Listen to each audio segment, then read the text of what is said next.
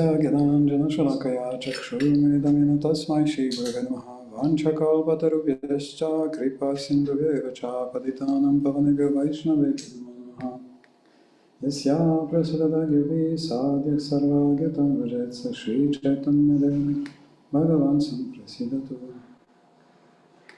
May Shri Chaitanya Mahaprabhu, the Supreme Personality, God be fully merciful unto me. By His grace, the complete fool can get all knowledge in one moment. Jai Shri Krishna Chaitanya Prabhu Nityananda Shri Advaita Gadadhara Shivasadi Gaura Bhaktivinoda Hare Krishna Krishna Krishna Hare Hare Hare Rama Rama Rama Hare Hare. Doesn't go inside? It's or you don't looping. Somehow it's looping. Maybe I have an old. Is it showing? Am I showing? Yeah. Maybe I have some old link or something. I'm admitting you, but I go in, yeah, connecting, and then out. Strange. But,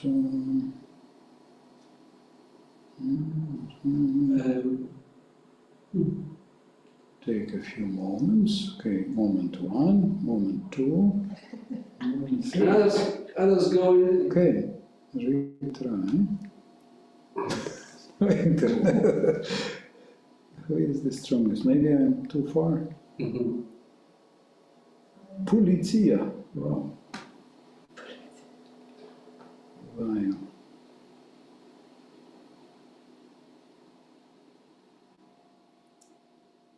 Okay.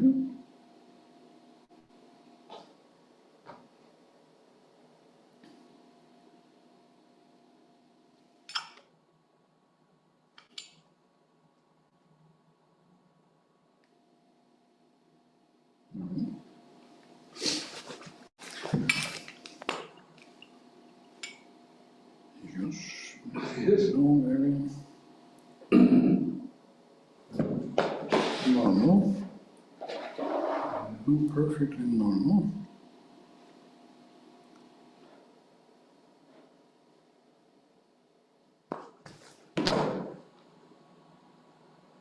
Is it?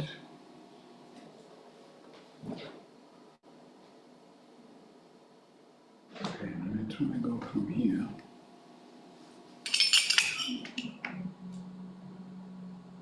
Anyway, but there it's there, yes? Yes.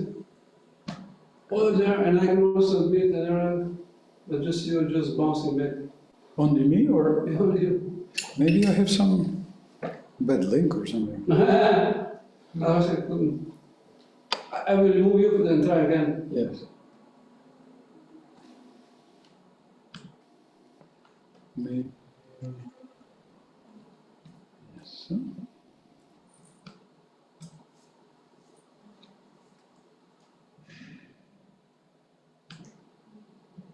If I would be at home, I will already call you. It's today.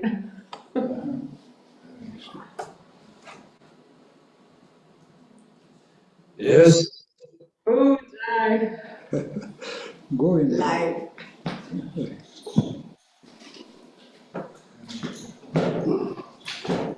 Okay.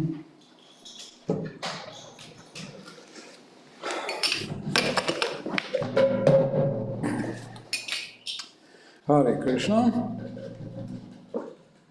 Jaya Radha Madhava Jaya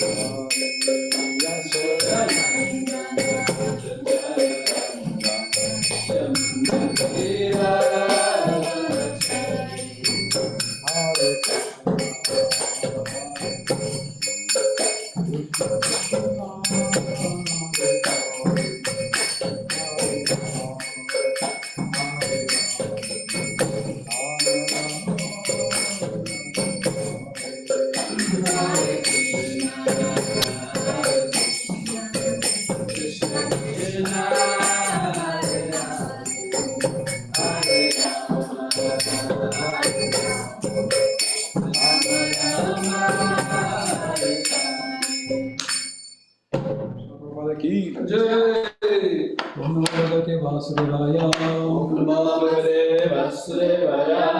Om Namo Bhagavate Vasudevaya. Om Namo Bhagavate Vasudevaya. Namo Bhagavate Vasudevaya. Om Namo Bhagavate Vasudevaya. Hare Krishna.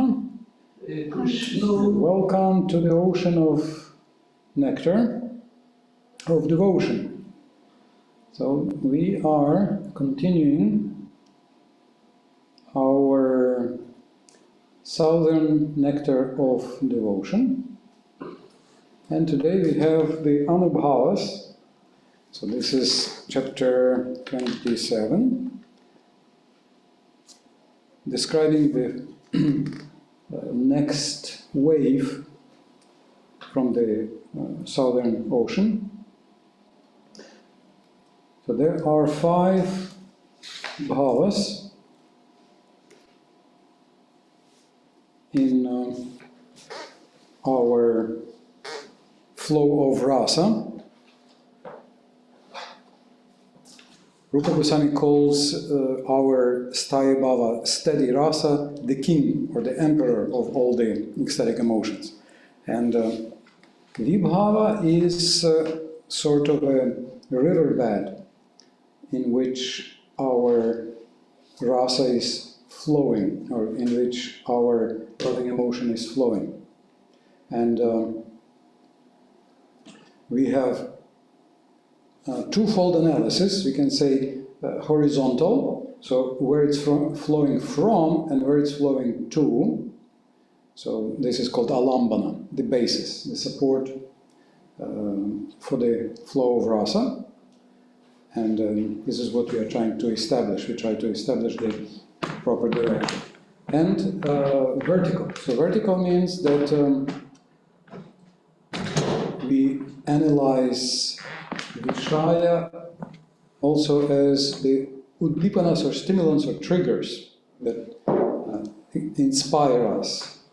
And these are many different manifestations, one of the biggest, most famous parts of which are the 64 qualities of Krishna.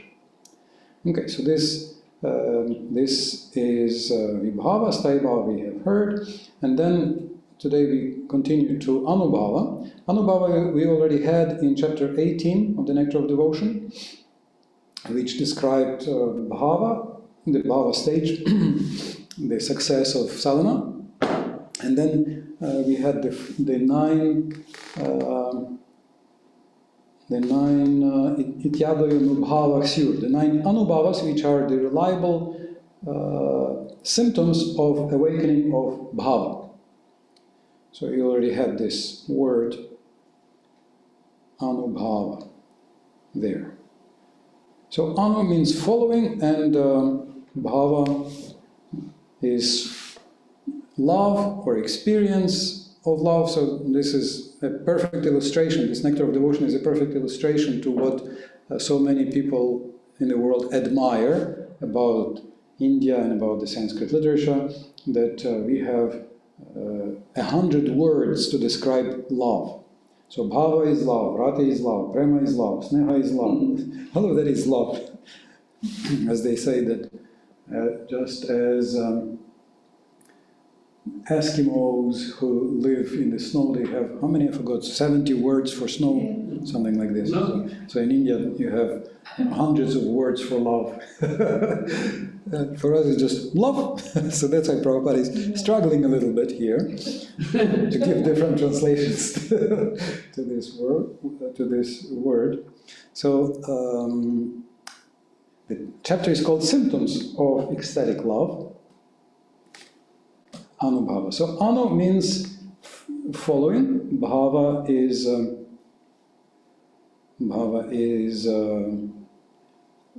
ecstatic love.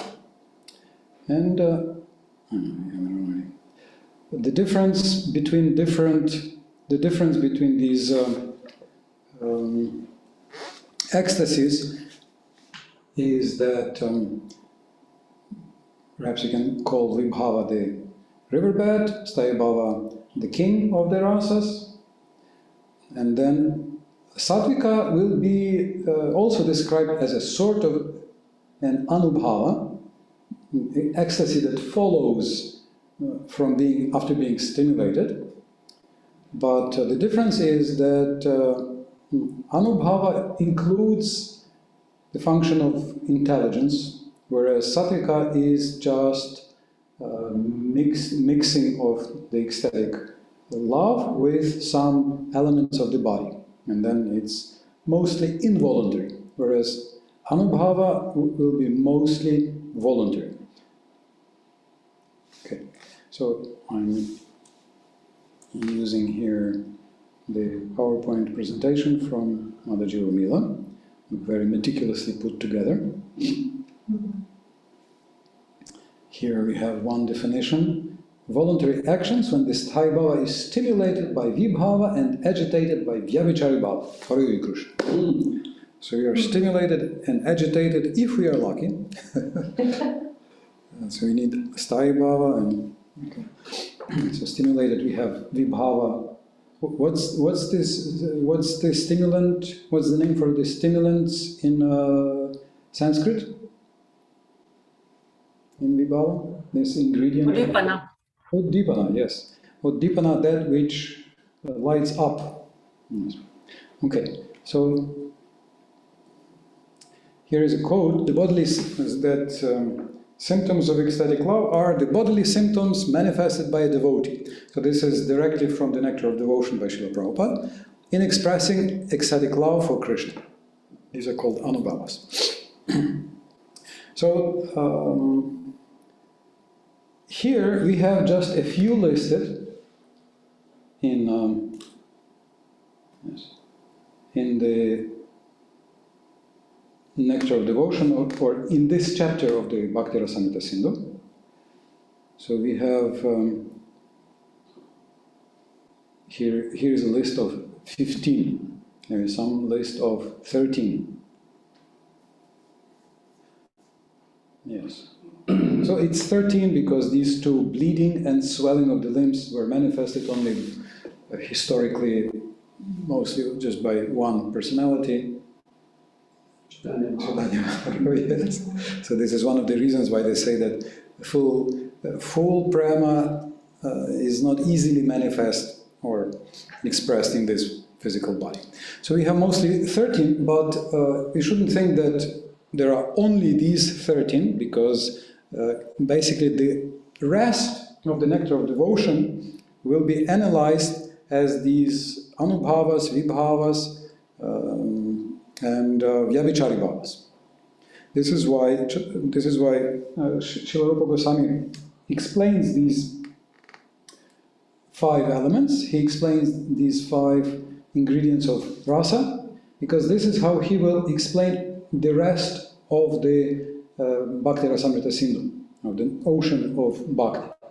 So he will analyze what are the anubhavas for a person who is in neutral love of God. So he will meditate, he will look at the nose, he will make jnana mudra, so some actions. Anubhavas. So there are many anubhavas.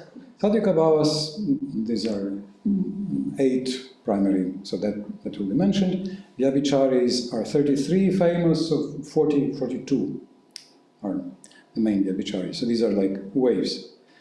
So anubhavas, there are more than these 13 or 15. And for a person who is on a perfect platform, these will be expressions of their love, whereas for a person who is practicing, we will basically just be taking some of these anubhavas and we will be trying to establish our vibhava with Krishna by doing these anubhavas. So you can see this is the list. Okay, so here the list is in chapter 27.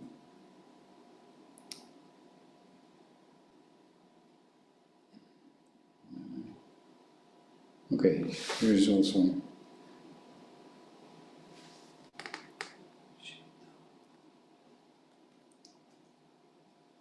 Prabhupada just lists these Anubhavas in the first paragraph, and here we have the chart already with them. So they are divided into two, Shita and Kshepana. So Shita means cool, and Kshepana means like throwing. So we have a throwing ecstasy, throwing loving ecstasy. Hare Krishna. Yeah. We have cool loving ecstasy and throwing loving ecstasy. So in this list, we have singing loudly. Okay, you can read from here. Singing, yawning, breathing heavily, disregarding others, drooling, smiling. This is cool. And throwing is dancing, rolling on the ground, shouting, stretching the body, bellowing, laughing loudly, whirling, round hiccups or belching. Hare Krishna.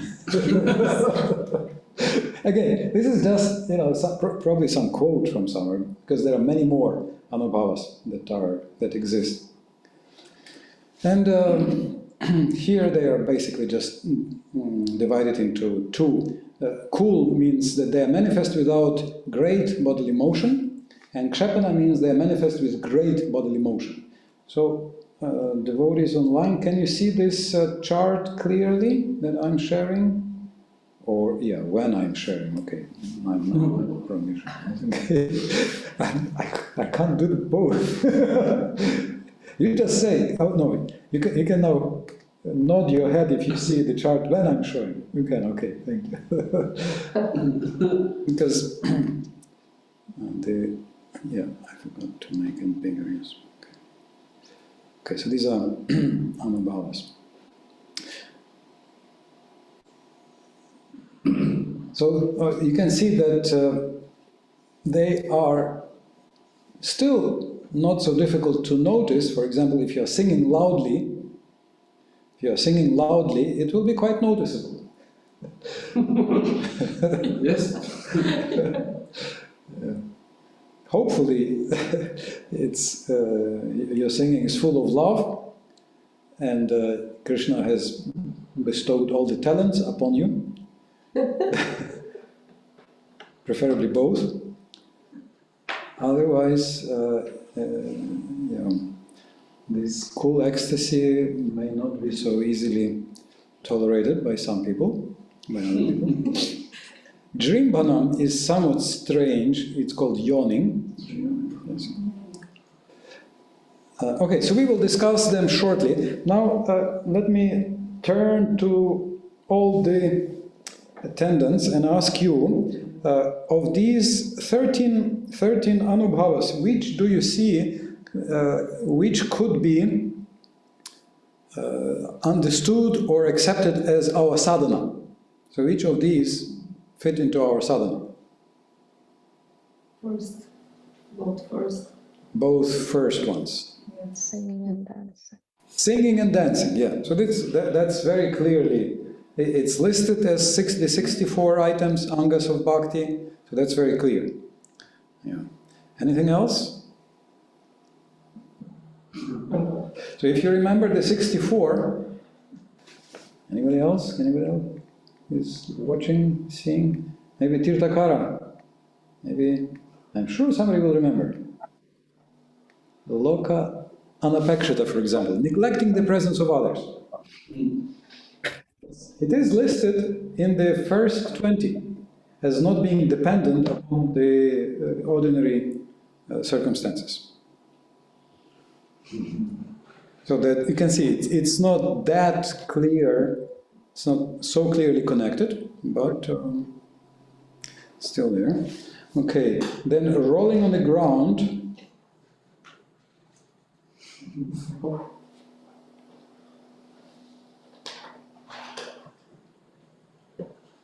I remember when we were in the Navadvip Mandala Parikrama, Jayapataka Maharaj brought us to the place of some famous kirtan, And he said there were many ecstatic kirtans here, performed here by Chaitanya Mahaprabhu and his associates. So here is a good place to roll on the ground. So we all were rolling on the ground. So that was sadhana. You can feel also in Vrindavan, you can roll. Usually you go, when you go to the Yamuna to take a bath, before that you go on the sand and you roll. And it's ecstatic. It's ecstatic, actually. Sometimes you are ecstatic and you want to roll, sometimes you don't want. You just roll and you become ecstatic. And then you just quickly go and take a bath, and everything is perfectly connected and matched. Laughing like a madman, well, I don't know if... Hare Krishna. Yonata Mataji, you have your hand raised? Speak up. No, you just muted yourself. Please unmute yourself. My internet is breaking, so I hope I will manage to communicate still. My doubt, or something I'm not sure if I have understood properly, is the following. These activities, when they rise from Sattvika Bhava, when there is, not Sattvika, when there is Thai Bhava, when there is already the connection with the Lord in a specific relationship, then they are called Anubhavas. And when we perform them without knowing our relationship with the Lord yet, then they are sadhana. Is that correct? Or? Yes. Although, having studied Sattvika Bhavas with Urmila Mataji, you should be able to point out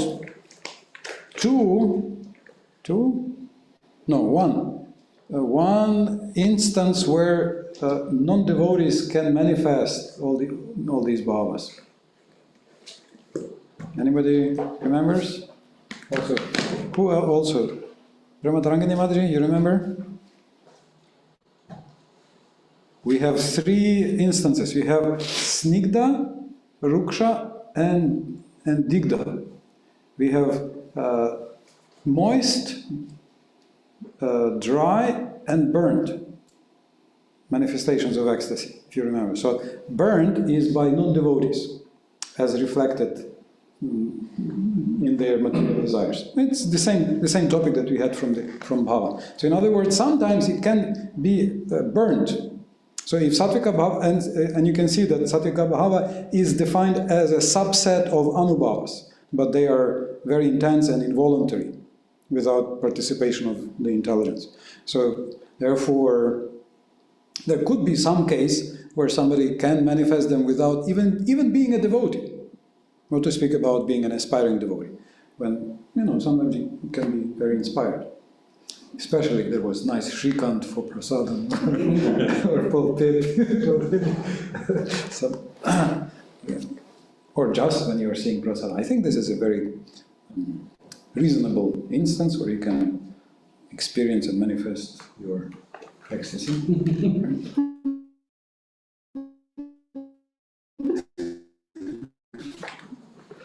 Okay, going back to our ecstasies, Sushita and Kripana, and as sadhana, so not all of them are sadhana, but we will have many more. So this is not the exhaustive list with all the possible anubhavas, actions. So basically these are actions. Some actions. Okay.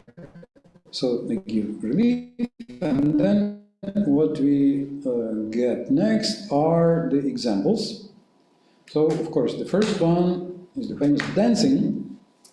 The Lord Shiva, seeing Hari practice his flute playing. Interesting. Flute playing.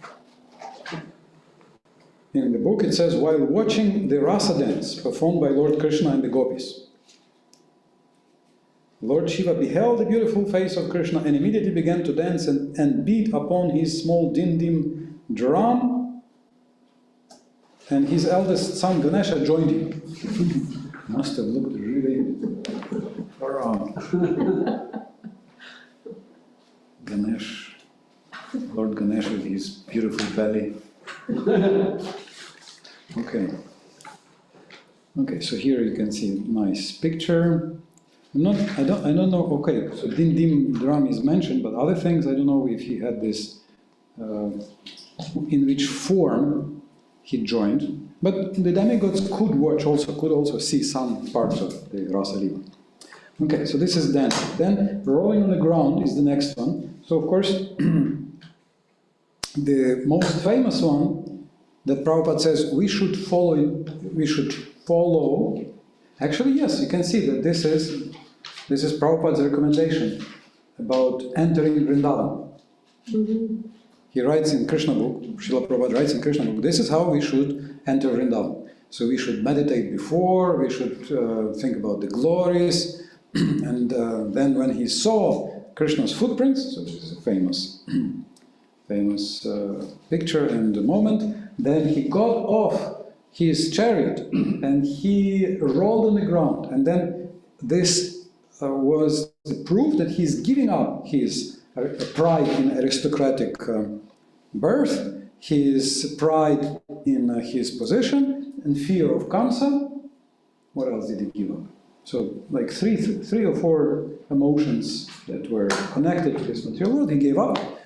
That's in the commentaries in the 10th canto. But Srila Prabhupada says that just this humble approach with meditation before is what we should all emulate. So we should all, so I have seen many devotees that when I came with Udarananda Prabhu to Vrindavan, he made sure we took rickshaw, the auto rickshaw from Mathura, I think from the Mathura train station, if I remember correctly, and he thought about this. I could see his So when we reached Mahabhagavata's house, then he stopped and he said, you see, you leave your shoes inside and you go out with barefoot and you immediately go in the dust. It was before it was bathed, it was just dust at that time.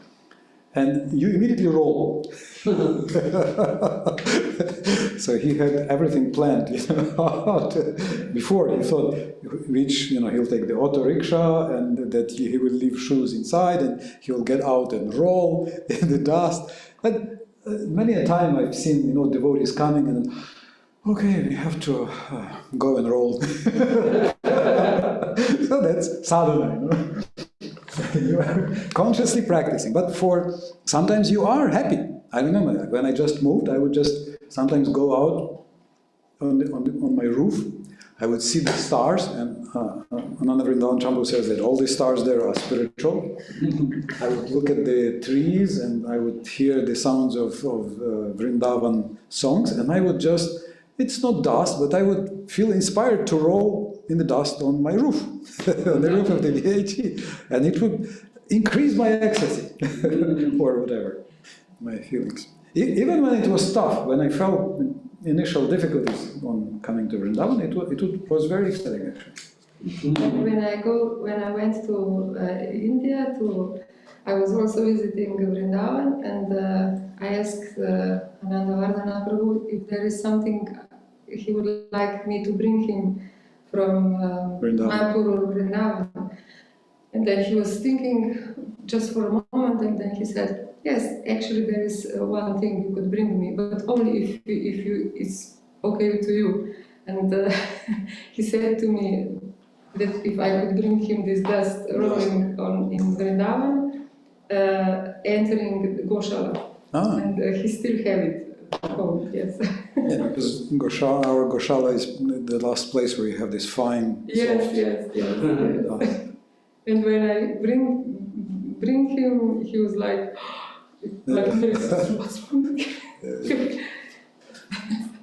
Yeah, our Chamurti, the wife of our Gopi Parandana Prabhu, she got a big bag of many small plastic bags with dust from many different holy places in Braj Mandala and Navadvip. And then every day she would take a few pinches of the dust and eat. And she would say, maybe Krishna will look at me and think, oh, this is some bag of Vrindavan Das. It's in the wrong place, let me take her to Vrindavan. And she's there since the 90s, non-stop. She never left. I mean, she's going sometimes to travel, but yeah, so that's very powerful. Again, it doesn't mean that we must only, that we have to stop the traffic and go under the bus, or we should throw somebody else under the bus, or that we should create a disturbance for others. No, it's just a manifest. I mean, if it's possible and if we can manifest our mood, then this can be a sadhana, or if we have at least some little happiness from entering Vrindavan. But also, you can see that devotees, like after the Guru Puja Kirtan, or you can see that usually all the devotees are trying to do the full dandavats. Especially at the festival time in Vrindavan, you can see that somebody is in ecstasy chanting prayers for a long time. And people fall over because they don't see somebody's lying for 5 minutes on the floor in an ambush, lying in an ambush. So they sometimes trip over somebody. So, yeah, we may feel ecstatic, but also maybe, it was the announcement in Mayapur, please don't do this, because we have too many people. I don't know if you have that many people now in Vrindavan. No, there are many, but you also take into account other devotees, if this is your sadhana. Okay, so rolling on the ground. There are 2 questions. 2 questions, okay. From Prema Talagi and Vinod. In the chat, yeah, okay. My internet is breaking, yeah? Okay. Internet from my screen or from my talking? It's a little better now, Prabhu. No, it is mine. Ah, okay. My internet, so I have problem communicating. Therefore, I wrote it down, the question. Yeah. When we sing dance, is it sadhana? Yeah, okay. Is there some significance in some of these items being a part of sadhana?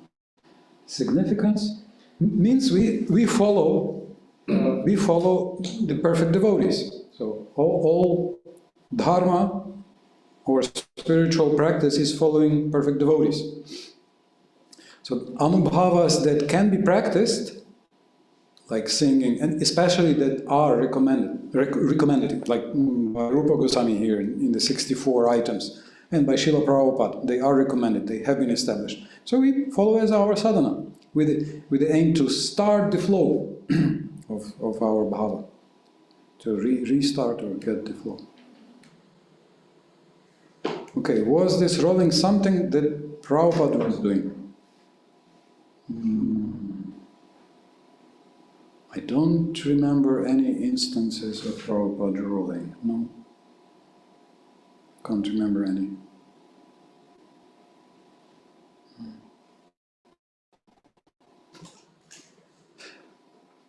Maybe from the earlier days, there are some stories, I think Mula Prakriti, yes, she collected old memories about Srila Prabhupada.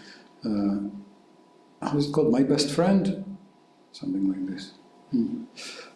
And so we can check there if there is something. But then again, I don't know if this would be mentioned.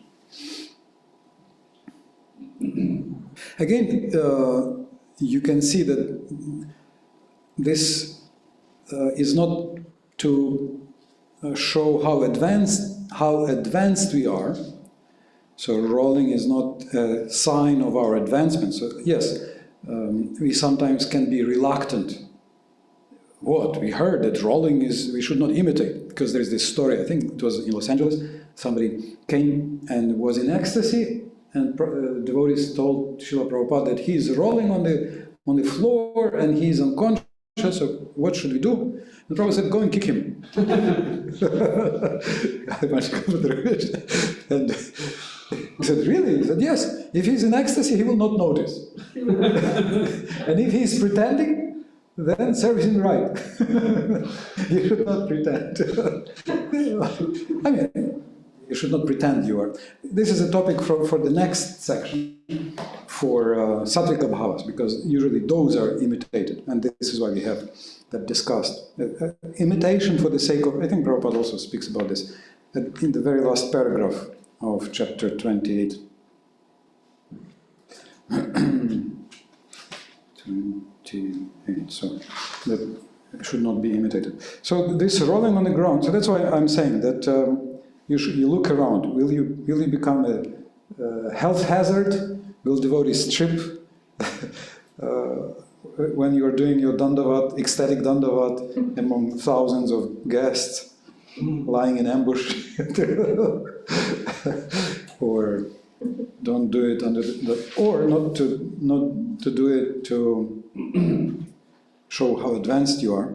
Even though I guess for a total neophyte it's impossible. You know? How can I not show that I'm so advanced? It's impossible. I have to show that because I am advanced. it will go out, no matter how I try. Or I will show that I am. See how humble I am. Do you see how I'm reserved? how I can control my greatness? Krishna, Krishna. If I'm a neophyte, I will have to somehow manifest how great I am. So it's impossible to control. But at least you should, yes, as you are bringing this up, Prabhupada was warning us, do not do this. Do not try to do ecstasy artificially. Yes, Vinata Mataji? Something else? Yeah, I'm asking this question because not recently, but for many years, there are some things that have become like practice or devotees are doing, like doing this Govardhan Parikrama, Dandavat Parikrama of Govardhan or of Radhakund or whatever, and different other things which were not done in Prabhupada's time. So I'm quite old-fashioned person, and I'm a little bit reluctant to accept these things which for me seem like new stuff. I think that if Prabhupada wanted us to do it, then he would have shown that. So would you please comment on that? Yeah, I remember it was Kartik in Vrindavan, and Mataji Lakshmi Mani was giving a class. Later on she said she switched her topic 4 times before settling on her topic, and she was speaking, I think, about Bhishma Panchaka. So she said, that's okay, she told her story of how Prabhupada, she was serving Prabhupada on Nityananda Trayodashi, and she told him, but this is fasting. He said, yes, but fruits do not break fasting. So where is my prasad? He was not happy. So she said, first you follow what Srila Prabhupada has given us, like, the 16 rounds and book distribution. For example, book distribution. I don't know of many other types of service which can remove one's false ego as much and is such an adrenaline-producing adventure distribution. Going on the street and meeting total strangers, approaching them with the books, unless after some time maybe you can get trained, but still it's a very austere service.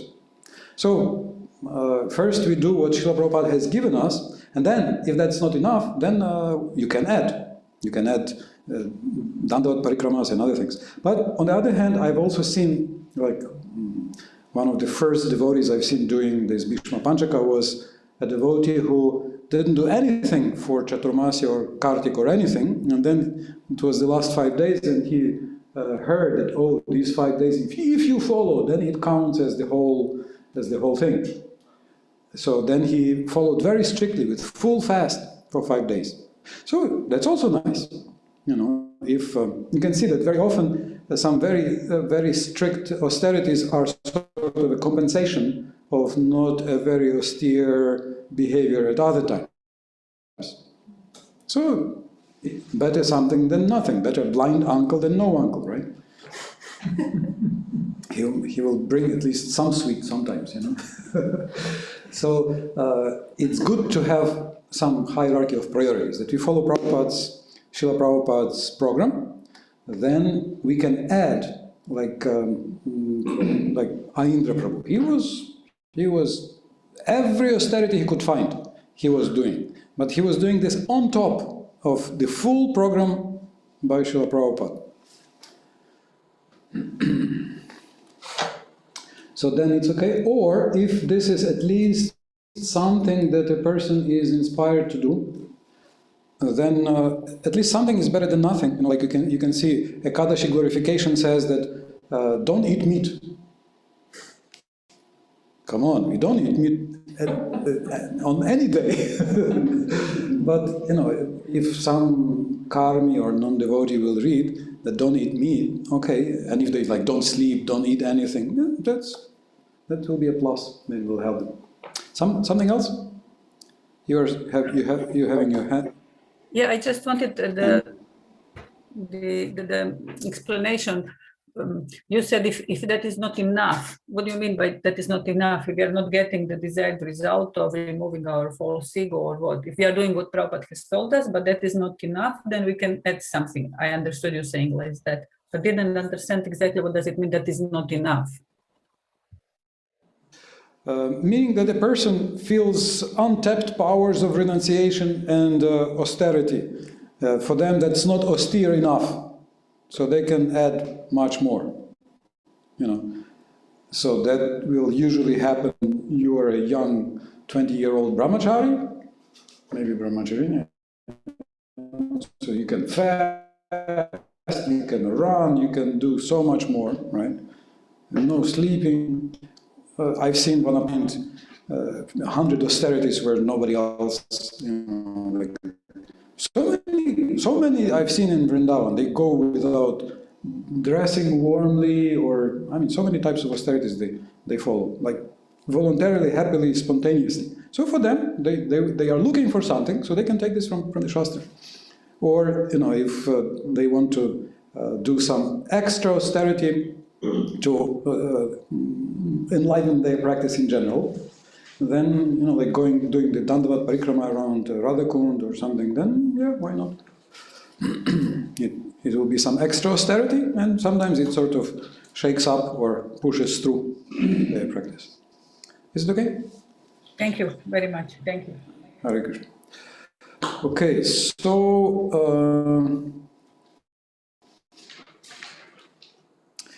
can I ask you to find some, okay, how do you do online? Online, to turn to a friend, and online, I don't know, maybe just, okay, Prema Tarangini Dvinata, maybe you can get into, do you have to break them into rooms, or is it possible for you to do this on your own? I mean, can you just get? Oh, you can. No, you can. Okay, great. Yeah. Can you make 2 rooms? One with Prema Tarangini and Vinata, and one with everybody else. I don't know who is actively. Yes, but I don't know how active, how able is she to participate. And can you please try to share your understanding of Vibhava and Anubhava? So just discuss in short, take 3-4 minutes and just share what is your understanding of Vibhava and what is your understanding of Vibhava, the 2 ingredients of our ecstatic love for Krishna, Rasa. Is it okay? And maybe we can mute these here.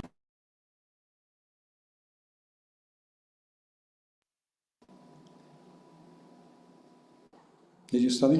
Do you remember what's Vibhava, Anubhava? I do a little bit, but it's hard because it's in English and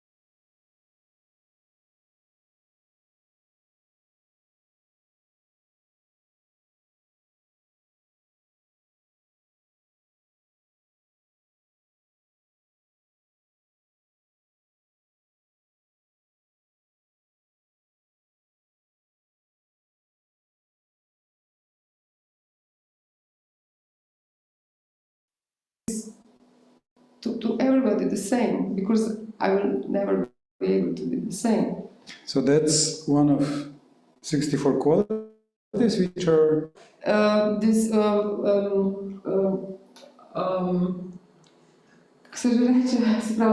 value in my life which I... Aha, okay, this is what from the exercise, okay, that's good. This homework, yeah. This Stimulants, yes, thank you. This stimulants, it's like... And in Sanskrit?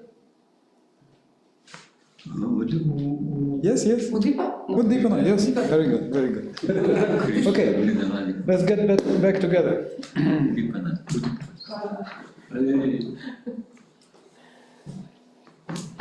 Okay, it's counting down. I have to do. Yeah, of course. Shorten time. Oh, you can shorten? Yeah, but there is a settings. Ah, okay. Yeah, makes sense. Depends on the discussion, but yeah. Okay. Jeszcze granice. Stimulants and Uddipana.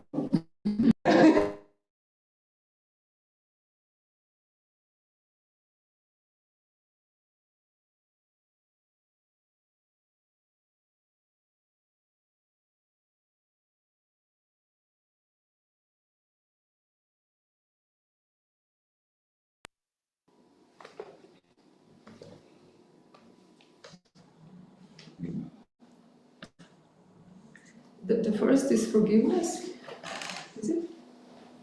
Forgiveness? Oh, yeah, Kshantir Virag. You mean from the Anubhavas? Yeah. That's from the 9 symptoms of Bhava, yeah? Yeah. Kshantira Vyarta Kalvam, yeah? That's the first one. Okay, Hare Krishna. Welcome back, everybody. So, again, why are we studying these strange Sanskrit terms and these 5 ingredients? Why do we do this? What's your idea? Ingredients. Ingredients. Yeah. To? Our love work. To cook our own dish, yeah? To prepare, make our own preparation. Yes, okay. Why else? What do you think? Somebody can... To get some stimulants. Yes, in itself it's a great stimulant, yes. It's in itself uddipana. So discussing this and studying this in itself is a wonderful uddipana to stimulate our taste, yes. Good. Also, you can see that the second half of the nectar of devotion in primary and secondary rasas, Rupa Goswami, this is how he analyzes every interaction. So we can probably see 3 areas of application. So even 11th chapter, you can see that this is how acharyas are analyzing the interactions between Arjuna and Krishna. Sanjaya will be at the end of the Gita. They say that in chapter 11. So what is the vibhava in chapter 11 of the Gita? Who can say?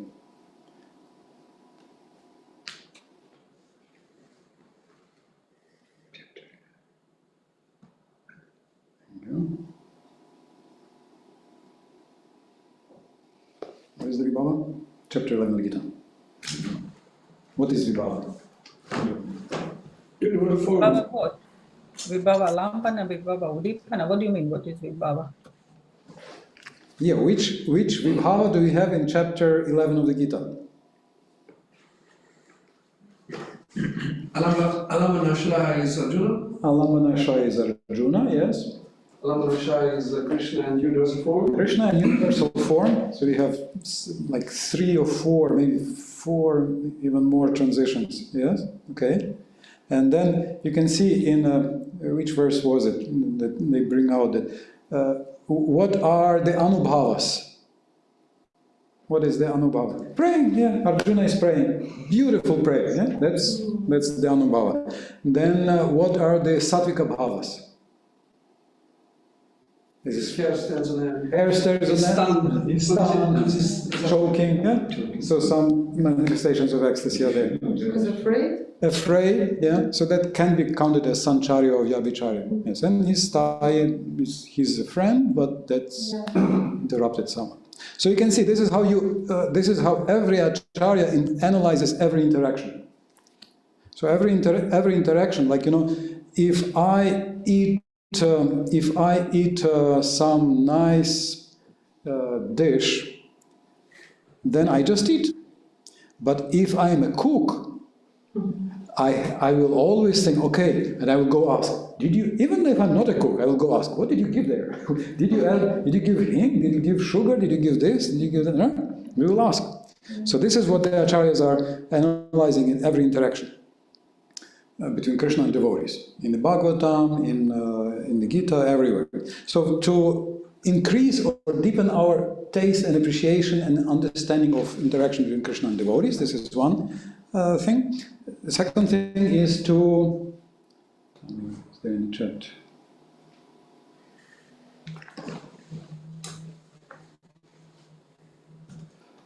Second is to develop proper taste when you compose a drama or some offering to Krishna, literary offering. So it's for the drama, but every piece of literature is also some dramatic interaction involving all five. Basically, every act in, and that brings us to the third sphere of application, just our life in general. Because every interaction will happen within the framework of these five.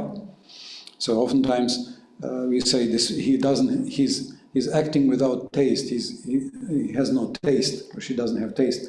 That means they don't understand the vibhava, or they mix improperly. They mix something improper, and that will be the end of the north side of the ocean, the bad virupa, the bad combinations, what we usually call rasabhas, improper mixtures. So you can see that in the southern part, Rupa Goswami discusses the technicalities of preparing the proper, tasteful, beautiful combination. And this will, as Prabhupada says in the first canto, translate into our general life. If you understand those interactions, we will understand all interactions. It will translate into our interactions with Krishna, and it will help us appreciate Krishna better. So it gives us the prism to see all the Shastric interactions. Okay, because I've switched to a different connection. Let me go. It will.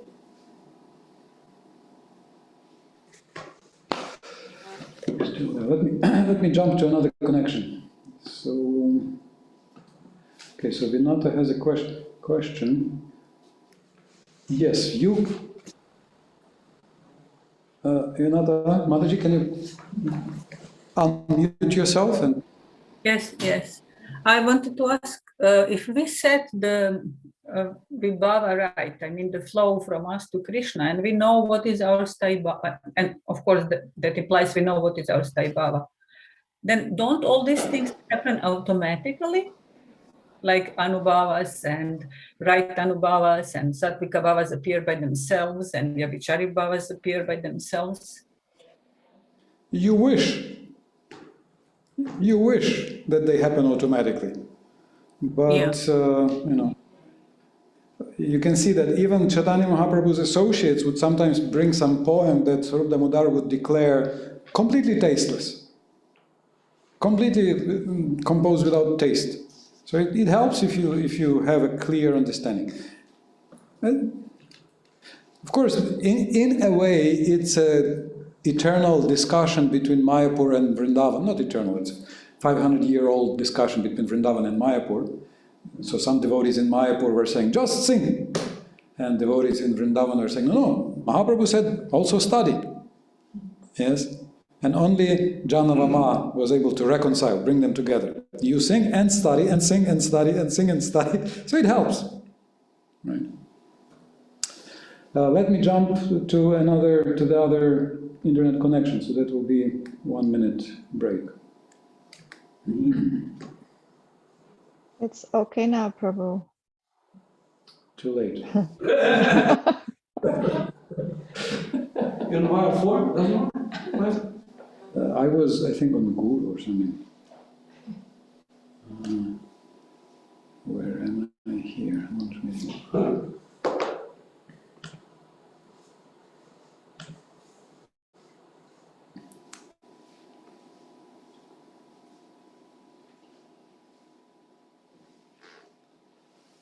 Okay, so we just had the first two Anubhavas. Now we go to the next Anubhava. So we had dancing and rolling on the ground, then singing loudly. Here we have a nice example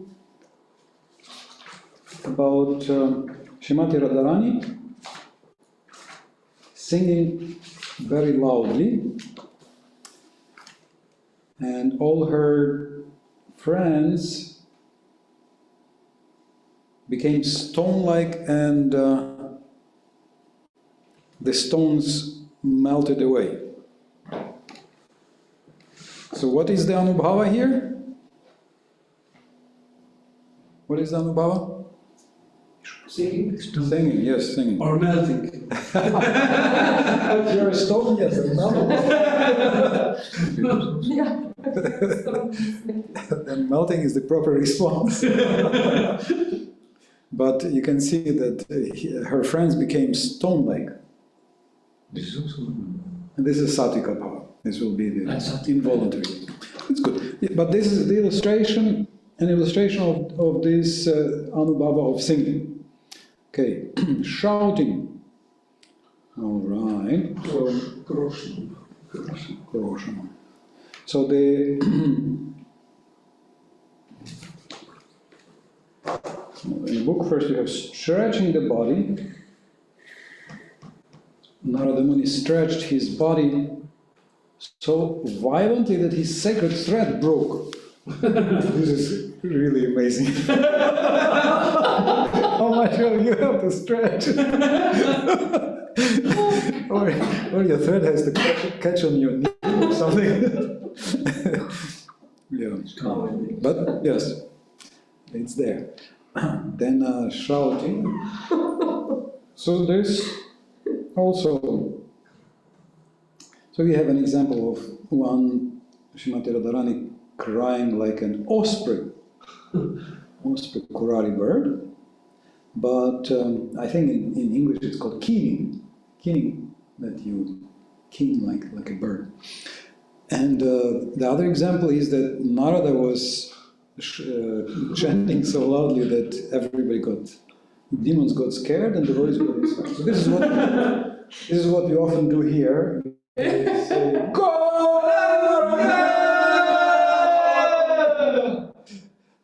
I remember in Mayapur, it was so funny.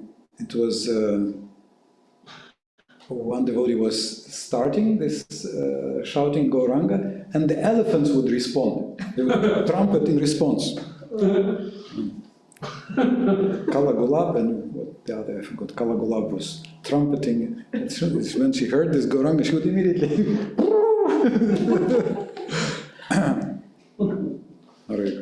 Okay, now then yawning. It's not completely clear because we have yawning, we have belching described, and how intelligence is connected. Maybe in this word lethargy we have some hint. What yawning is. Usually we consider yawning to be involuntary, some reaction of the vague, is it the hiccups? Yawning also. At least hiccups is the vagus nerve. I know that oftentimes, at least I read that when students yawn, it may indicate that their brain is working in a turbo mode. And then when one yawns, one cools down the intelligence. Air cooling. Huh? ذهني. Anyway, so you will be happy to see that this is an ecstatic symptom. Even an anubhava. Breathing heavily. Okay, so breathing heavily. So it's voluntary. So that's what On this level. yes. This is what is slightly puzzling here. That how voluntary it is, but it's included into the anubhavas.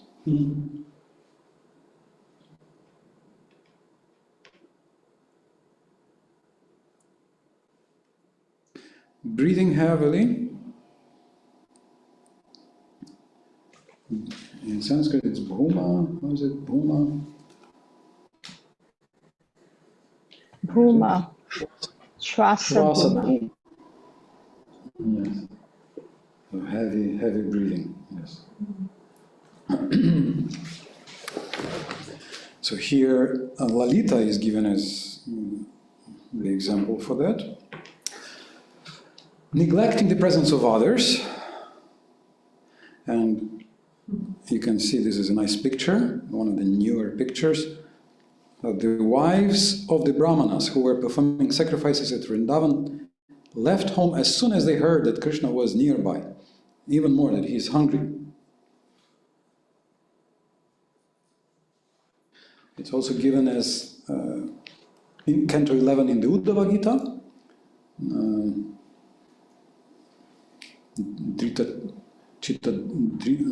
Dhruta Chitta Uchai. Can you share it? Which? Oh, I'm not sharing? Oh, I forgot to share. Yes, sorry. I forgot to share. Yes, thank you. Change the connection. Yeah, after jumping this, I forgot to share. Yes. Yes, thank you.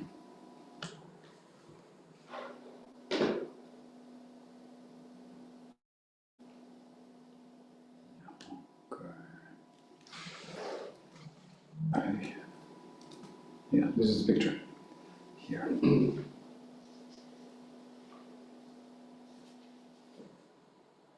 Also, there is a famous description of chanting the name. Dhruta Chitta Jata Evam Vrata Sapriya Nama Kirtya Jatanurago Dhruta Chitta Uchai Hasatya Thoroditi Rauti Gayat Yunmadavan Nrityati Lokabhaya. So one chants the holy name of one's dear Krishna. So one begins with a vow, but then one becomes so attached that the heart melts and one laughs very loudly, cries or shouts, sings and dances like a madman, indifferent to public opinion. So how many anubhavas do we have here?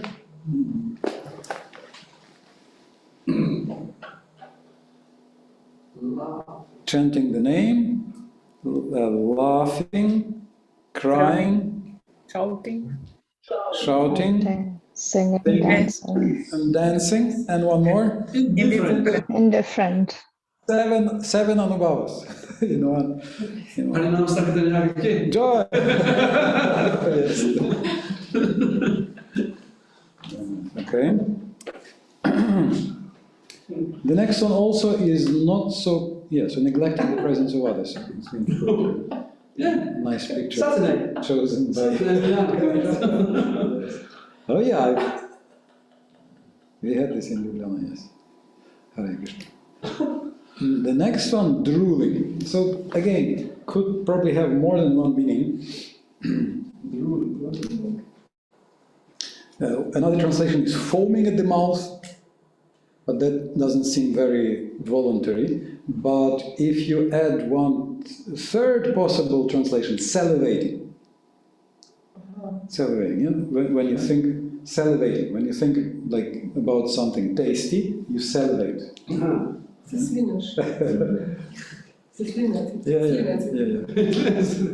So, in other words, it can be an inside job. Others may not see.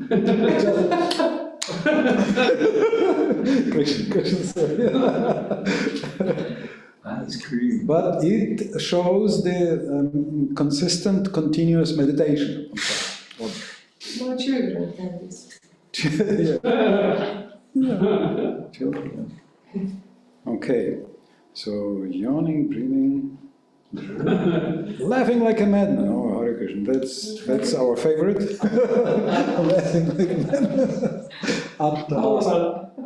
Attahasa. That one is here quite frequently. Mentioned, no?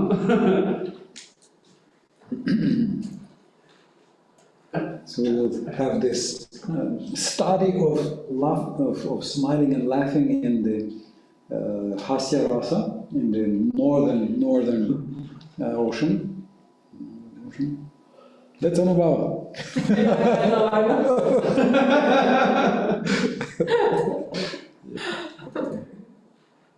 Tahasa.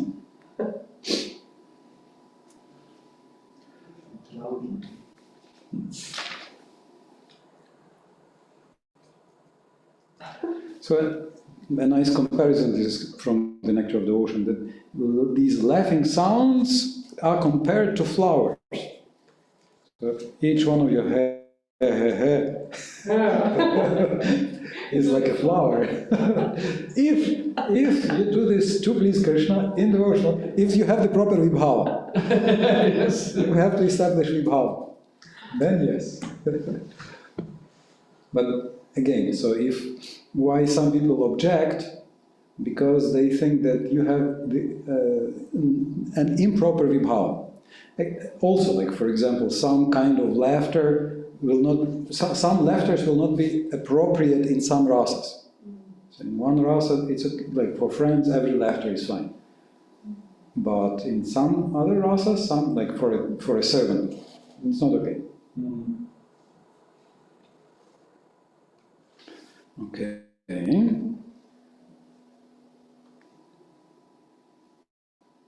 So some further description is given here about how Attahasa manifests in the northern ocean. You will read that there is Attahasa is the most active laughter. Smita is the most passive, just not even showing the teeth. Attahasa is when you even jump, including when the eyes crinkle, that's already Vismita. Then you have some crinkling of the eyes. But Attahasa will include very loud laughter with movements of the body, even jumping and slapping on the knees. Yes. Hare Krishna. Very funny. Okay. Weaving of the head. So maybe sometimes it's COVID and sometimes it's an Anubhava. So here is a nice quote about the gopis, that Krishna's flute makes a gale. A gale is like a storm. Gale wind that causes the women of Raja to whirl around. Whirl around, but also this is like, the rolling of the head. Gurna. And he got to belching. Hika. Hika, yeah. Hika. Hika also. Hika. Yes. Hika. It sounds like that. Yeah. At the coats of hiccup. Yeah.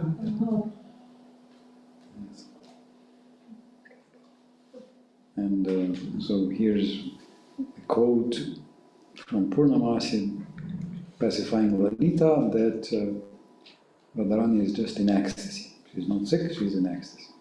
Okay, so This is what we have in the Nectar of Devotion, and in our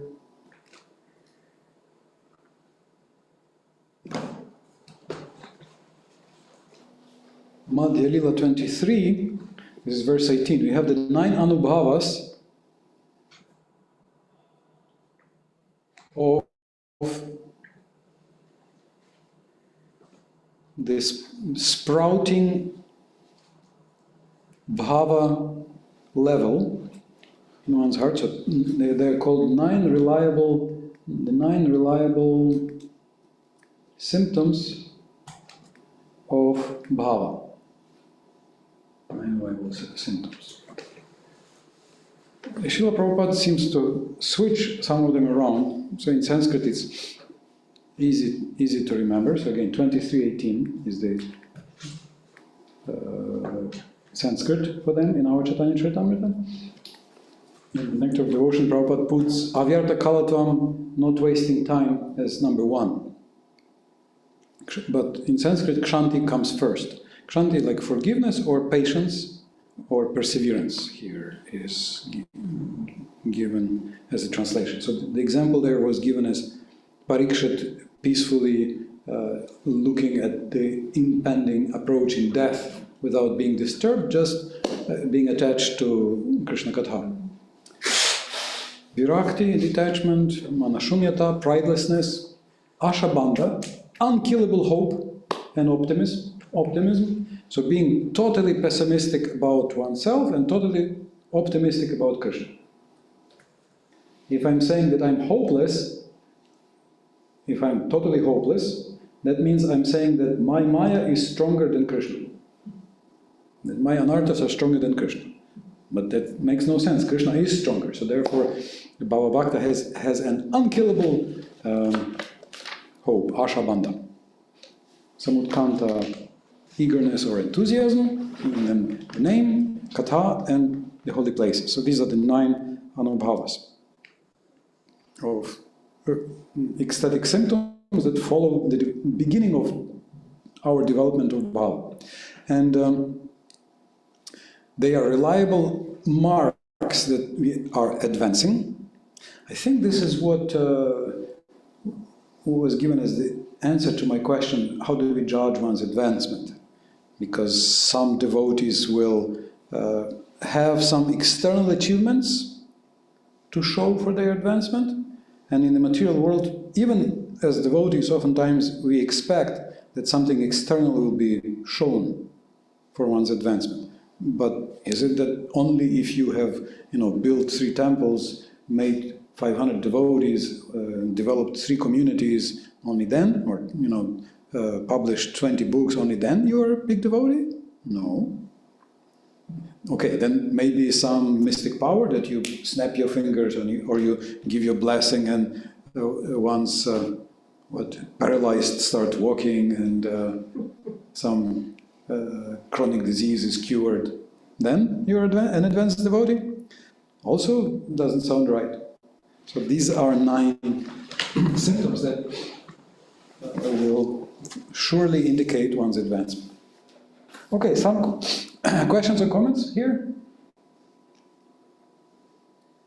But also voluntary? So, a good question. So, as symptoms of one's advancement, they are just there.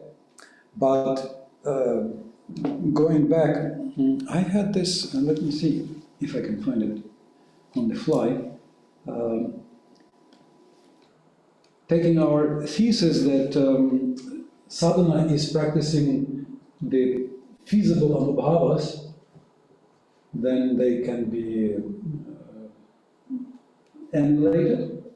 My Guru Maharaj was giving classes, listing them and saying if you should practice them.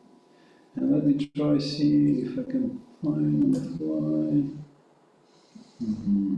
Not on the fly.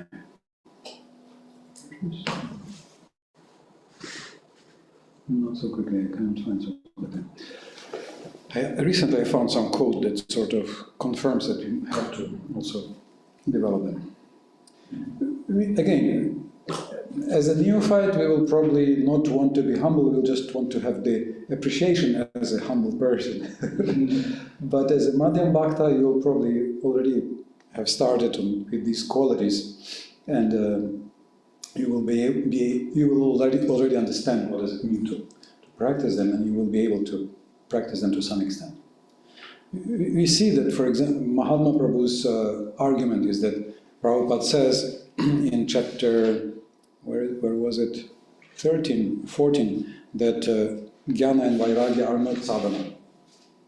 Vairagya, so we have Virakti here, is not sadhana. But then he says, ahimsa and non-violence and avoiding meat eating is not sadhana. Srila Prabhupada writes there. But then he just goes ahead and makes it a principle. He gives us the 4 principles which we promise at our initiation. So, something we are practicing.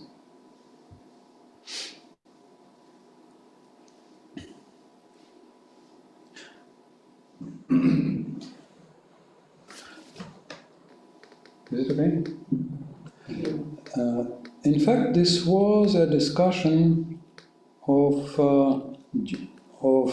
this section in the VIH course by Urmila Maharaji, how much there is voluntary participation in these 9 bhavas. So which of these 9 seems to be the most unlikely to be practiced voluntarily? Which seems the most spontaneous and not easy to develop by the willpower or by practicing? Addiction. Which? To glorify Krishna's qualities. Glorify Krishna's qualities. Addiction is an addiction. Addiction. Addiction. That's like, well, we can fake it. We can say, which is the most difficult to fake?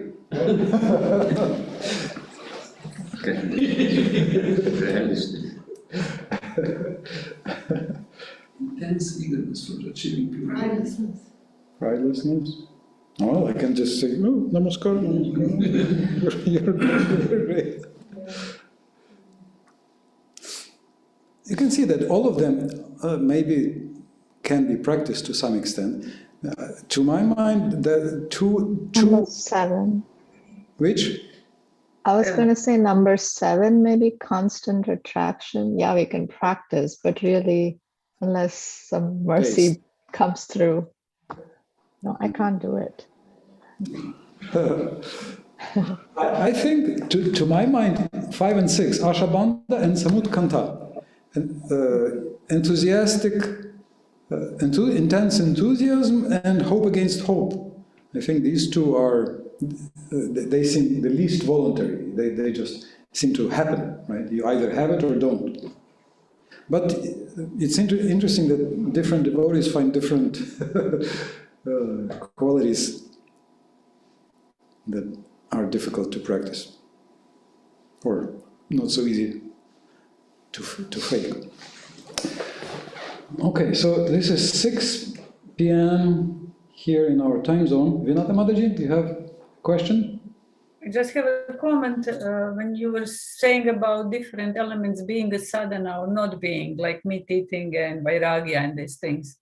So I understand that being or not being sadhana, if we define sadhana as practice that leads us to bhava, so not eating meat in itself will not lead us to bhava. Yes. Or being just attached to not. In that context, it's not our sadhana. Exactly, yes. This is why jnana and vairagya are not sadhana, because sadhana is defined as that which awakens ecstatic love, and these things do not awaken ecstatic love. So they could be good qualities. So as Bhakti Akademija-Nektar said, that we have nothing against jnana and vairagya and all these other things that are excluded as qualities. So as qualities they are great, but they are not practices. They are not our practice, because practice awakens our ecstatic love for Krishna. Okay. So that's why they are excluded there. But all of these anubhavas, you can see that they are related to ecstatic love to Krishna, and we may try to find some way to help Krishna help us.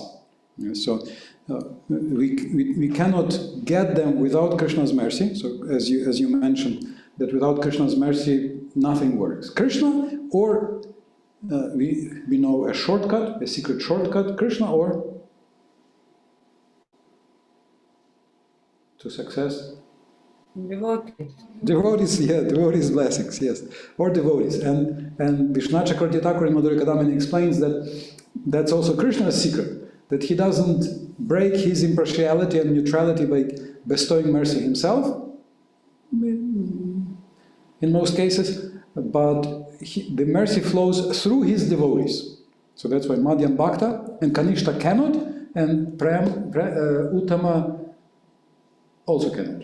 Because for Kanishta nobody deserves, and for Prema nobody is unqualified, or nobody is junior. Not junior, is Exempt. yeah. So therefore only Madhyam, through Madhyam it flows. Madhyam Bhakta. So that's one way to... So whom Madhyam Bhakta or whom devotees will bless? A complete rascal who runs away, or someone who is trying and seeking blessings. And this is the most important part for practicing these desirable qualities, is to collect blessings. Okay, so thank you very much. That concludes our wave of Anubhava, the second wave of the Southern Ocean. So we mentioned 3 areas where these can be applied, and Urmila Mataji, in her course, she quotes extensively from the western and northern part, because this is how Rupa Goswami analyzes. He's taking, okay, so who is the Vibhava? Okay, so Vibhava, this is the devotee which Krishna inspires, these aspects of Krishna inspire. What is the Anubhava? What do they do? Okay, they do this, they do that. What are the Sattvika Bhavas? That's usually most of them, depending on the level. And Vyabhichari, which Vyabhicharis are there, which are not. Like, for example, be careful about Madhurya Rasa as Sthai Bhava, because in Madhurya Rasa, Augriya is absent, and I think sleep and rudeness are absent. So if you are attached to them, think twice about your rasa with Krishna, according to some descriptions. So this is how we analyze all interactions with Krishna and all the rasas. It provides us the lens and to see the detail, see all the details. It's not a complete requirement, it's not an absolute requirement to advance in Krishna consciousness, but it is certainly helpful, and it's how Rupa Goswami is giving his mercy to us. So, if you have done your work for the first Vibhava, choosing your personal value from among Krishna's qualities in your life, then you can try to find blessings of devotees for being able to manifest this quality by Krishna's mercy, which flows through the mercy of all the devotees. 3 areas? 3 areas are Krishna's interactions with devotees, so all our Shastra. Second is drama and any literature. So if you are writing anything, tasteful writing will include understanding the 5 ingredients. And in fact, all our life consists of these rasas. So therefore, even our life will be more tasteful and will be enhanced by proper understanding of proper manifestation of these rasas. These are the three areas. Okay, so Thursday, 4:30 Central European Standard Time, CEST, yeah. And all the best. Thank you very much. Hare Krishna, Hare Krishna, Krishna Krishna, Hare Hare, Hare Rama, Rama Rama, Hare Hare. Panchakalpatarvishya kripa sindhuvacha patitanam pavanebhyo vaishnavyo namo namaha.